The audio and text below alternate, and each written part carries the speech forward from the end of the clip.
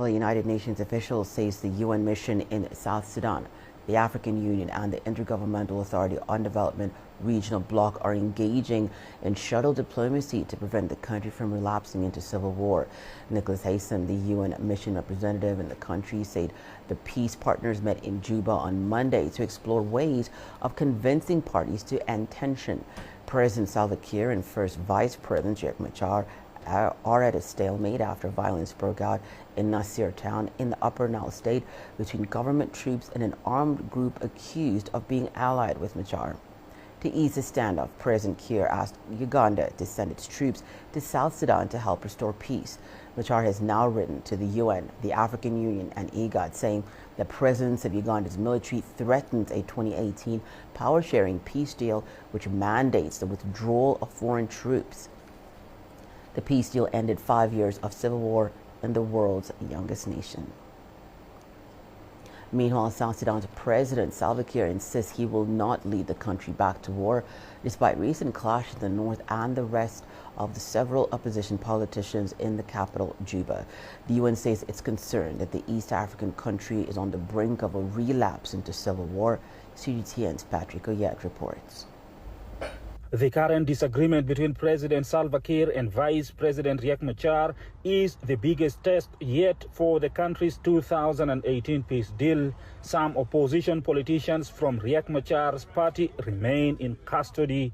The government Air Force has carried out several air raids in Nasir following the overrunning of a garrison for government troops in the area by the White Army. The White Army are armed civilians who fought for Riek Machar between 2013 and 2018. South Sudan's government has brought in Uganda People's Defense Force, or UPDF, to help. The UPDF that arrive here in Juba are support units and technical units.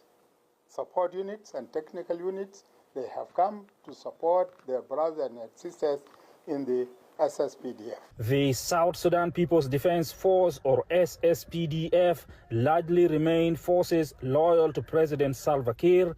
Many South Sudanese residents say they are concerned and they compare the situation with the peace deal in 2015, which didn't end the war in the country. When opposition groups returned to Juba, it sparked another cycle of violence when clashes broke out in the presidential palace in July 2016. Let there be peace so that people go back to their places of origin and live in harmony. This is the demand of every citizen now. We South Sudanese, what we need peace and food. These are the two things that we are need for. There is nothing like aside, like what we had, what we've seen. We just need peace and food. The East African regional body, the Intergovernmental Authority on Development, or IGAD, says sustainable peace can still be achieved in the country. We have also to do something in order to reach the goals we have set. And IGAD is keen and is ready really to move in that sense, and to engage the South Sudanese also to stand with IGAD for peace. South Sudan civil war, which ended in 2018, killed more than 400,000 people. The war also forced more than 2.5 million South Sudanese nationals to become refugees in neighboring countries. Patrick Oyet, CGTN, Juba, South Sudan. The unrest in South Sudan stems from political disputes between President Salva-Kiir and First Vice President Riek Machar. They've been involved in a fragile power-sharing government since 2018. CGTN's Enoch Sequoia explains. The world's youngest nation, South Sudan, once again finds itself on the edge of conflict. A hard-fought and fragile peace agreement over 6 years ago is unraveling amid political infighting, armed clashes, and rising insecurity. At the center of the friction, the two old rivals, Kiir and Machar.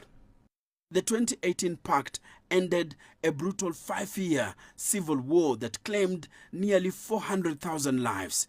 The deal was meant to usher in stability, but key provisions such as a unified army and an agreed constitution have yet to be implemented.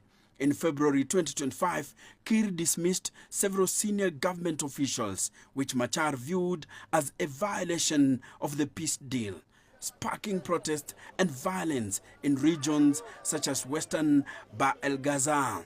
Subsequently, 2 ministers and the deputy army chief aligned with Machar were arrested. As political tensions grew, violence erupted in some areas like Nasir town in Upper Nile, following Kiir's order for the redeployment of forces in the area. Armed militias, including the White Army, clashed with government forces. A UN helicopter attempting to rescue soldiers was attacked, leaving a UN crew member and a South Sudanese general dead. The attack on the aircraft is a stark reminder of South Sudan's volatility. The U.S. Embassy in South Sudan has since ordered the departure of non-emergency government employees from the country. The crisis has drawn regional intervention, with the Intergovernmental Authority on Development, IGAD, convening a summit to discuss the latest developments. Uganda, a key IGAD member and a Kiir ally, deployed special forces to Juba. In a post on the X platform, Ugandan Army Chief Muhoozi Kainerugaba warned, "We, the Ugandan military, UPDF, only recognize one president of South Sudan, Salfakir. Any move against him is a declaration of war against Uganda." Some say Uganda's intervention may complicate the situation. While it may stabilize Juba, it could also escalate tensions with opposition forces. Meanwhile, South Sudan is facing a deepening humanitarian crisis. The UN Commission on Human Rights says over 2 million people are internally displaced and 2.28 million have sought refuge in neighboring countries. It further states that more than half the population is facing acute food insecurity.